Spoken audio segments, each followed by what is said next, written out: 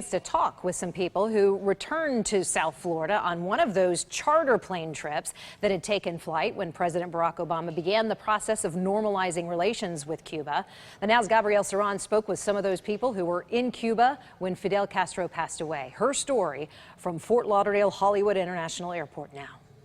The whole country was sad. It was quiet everywhere you went. A quiet stillness is how Michael McCarthy describes the mood in Santa Clara when people learned Fidel Castro was dead. There was a ceremony where you could line up and sign something saying, you're giving your condolences and giving flowers, and like the entire city waited in a line. Everyone that we talked to was like brought to tears. He arrived in Fort Lauderdale from Cienfuegos with his wife and friend. We saw a lot of people that were in a lot of pain, and we were trying to be respectful of that. It too was a travel day Celine and Felix will never forget. We were feeling somehow like being in a really special moment, that's for sure. So much so that they went to great lengths to buy these two newspapers on Saturday.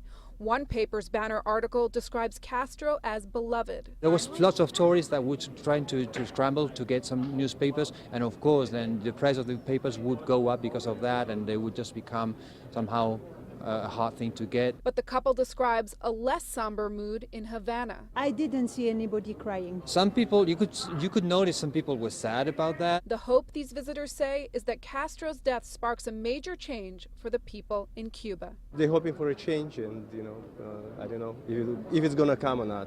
The very first flight from this airport to Havana leaves Wednesday morning at 8 a.m. It'll be on JetBlue, followed by more regularly scheduled flights from here on Southwest and Spirit Airlines leaving later this week. We're in Fort Lauderdale. Gabrielle Saran for the Now, South Florida. Gabrielle.